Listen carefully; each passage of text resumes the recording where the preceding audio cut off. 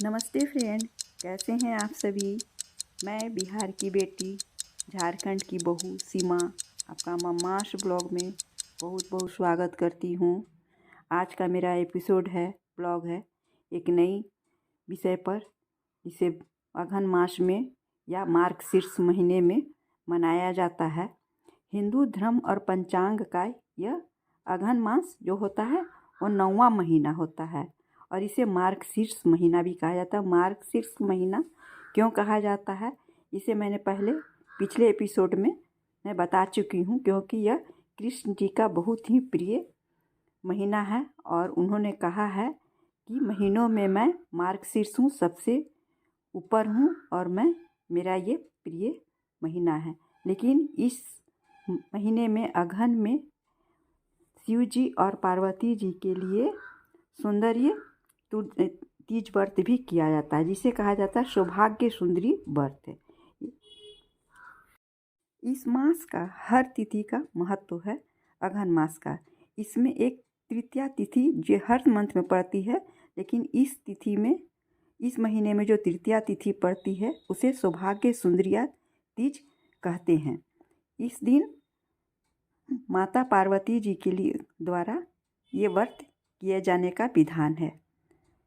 सौभाग्य सुंदरी तीज भारतीय संस्कृति के अनुसार हमारे समाज में करवा चौथ के जितना महत्वपूर्ण समझा जाता है।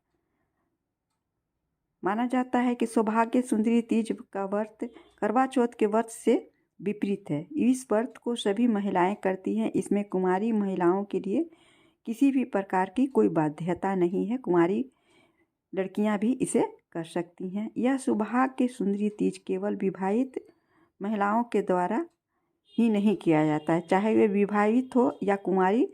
सौभाग्य सुंदरी तीज का व्रत दोनों महिलाओं के द्वारा किया जा सकता है। इस मास में पवित्र गंगा में नहाने का विशेष महत्व है। ऐसी मान्यता है कि भगवान शिव और माता पार्वती को समर्पित यह व्रत सौभाग्य और सौंदर्य को प्रदान करता है। इस व्रत के प्रभाव से संतान की प्राप्ति भी होती है और सुखद दाम्पत्य जीवन का आशीर्वाद प्राप्त होता है। जो भी स्त्री इस व्रत को करती हैं, उनकी सुरक्षा स्वयं माता पार्वती जी करती हैं। यह सौभाग्य तीज का व्रत केवल महिलाओं के द्वारा था। इस तिथि को व्रत रखने से पूर्णतः वैवाहिक सुख मिलता है और विवाह भी जल्दी होता है। कथा के अनुसार इसमें एक विशेष कथा है, जिसकी मैं आप लोगों के साथ चर्चा कर रही हूँ। जो भी इस व्रत को करते हैं उसमें कथा सुनने का बहुत ही विधान और नियम होता है। कथा के अनुसार जब देवी सती ने अपने ही शरीर का त्याग किया था, तब वे अपने पिता के कटु वचनों से चिढ़कर बुरा मानकर उन्होंने अपने पिता से ये वादा किया कि वो अपने हर जन्म में भगवान शिव की पत्नी के रूप में ही हमेशा वापस आएंगी। इस प्रकार जब उन्होंने अपना अगला जन्म माता पार्वती के रूप में ही लिया, सती माता ने अपने उस विशेष जन्म में ही भगवान श्री शिव को ही अपने पति के रूप में प्राप्त करने के लिए श्रावण मास में पूरे महीने तक तपस्या की। सौभाग्य सुंदरी तीज व्रत पार्वती सती दुर्गा को प्रसन्न करने का सबसे आसान और प्रमुख तरीका है। सौभाग्य सुंदरी तीज की पूजा की विधि क्या है, इसे कैसे करना चाहिए। सौभाग्य सुंदरी तीज की विशेष पूजा विधि में पूजा विधि के दौरान अपने आप को सजाने वाली महिलाएं, कुंवारी लड़कियां भी शामिल होती हैं। महिलाएं सौभाग्य सुंदरी तीज वाले दिन सुबह जल्दी उठती हैं और स्नान की रस्म पूर्ण करती हैं। सौभाग्य सुंदरी तीज के दिन वे सबसे अच्छे और स्वच्छ कपड़े, नए वस्त्र पहनती हैं और दिन के दौरान 16 श्रृंगार, सौंदर्य प्रसाधन और आभूषण का धारण करती हैं। सौभाग्य सुंदरी तीज के दिन ये 16 श्रृंगार महिलाओं द्वारा सौभाग्य सुंदरी तीज पूजा विधि के लिए किए जाते हैं। सौभाग्य सुंदरी तीज का महत्व क्या है। यह व्रत जो भी महिला करती है, इस दिन माँ पार्वती का मन्नत और श्रद्धा से करती हैं। ऐसा करने से बहुत लाभ होता है। ऐसा माना जाता है कि एक अविवाहित महिला को उसके सुयोग्य पति मिलेगा। सौभाग्य और सौंदर्य का अर्थ है एक सुंदर पति जो शारीरिक रूप से सुंदर, आंतरिक रूप से सुंदर हो। एक विवाहित महिला को अच्छे स्वभाव वाली संतान की प्राप्ति के लिए भी इस व्रत को करती हैं। इस व्रत के प्रभाव से वैवाहिक दंपति अपने जीवन को मधुर बना सकते हैं। पति पत्नी के रिश्ते बेहतर होने के साथ प्यार बढ़ता है और ईश्वर की कृपा प्राप्त होती है। सौभाग्य सुंदरी तीज का व्रत कोई कठिन और सख्त नियम नहीं है। आपको इन दिनों केवल महिलाओं को सच्चे मन से माँ पार्वती की पूजा करने की आवश्यकता होती है। जब भी आप प्रार्थना करते हैं, शुद्ध मन से माँ का नमन करें। सौभाग्य सुंदरी तीज के इस विशेष दिन पर उसकी ऊर्जा पृथ्वी पर अधिक गहराई से महिलाएं द्वारा महसूस की जाती है। इस व्रत को स्त्री और पुरुष दोनों रख सकते हैं।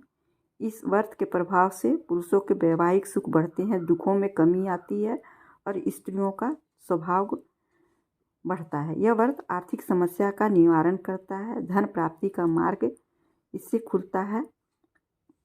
इस दिन विष्णु और माँ लक्ष्मी की भी पूजा की जाती है, ऐसा धर्म ग्रंथों में भी कहा गया है। व्रत वाले दिन माता पार्वती और भगवान शिव की मूर्तियों को सौभाग्य सुंदरी तीज वाले दिन लाल कपड़ों में लिपटने के बाद एक लकड़ी के पाटे पर रखा जाता है। जब कोई भी महिला एक बार अपने आराध्य के साथ पूरी हो जाती है तब उसे लकड़ी के पाटे को उसी लाल कपड़े में लपेटना होता है, जो पूर्व मूर्तियों को लपेटने के लिए उपयोग में लिया गया था।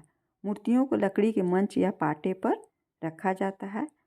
सुपारी के ऊपर रखा सुपारी भगवान शिव और पार्वती की मूर्ति के बीच में रखा जाने का विधान है।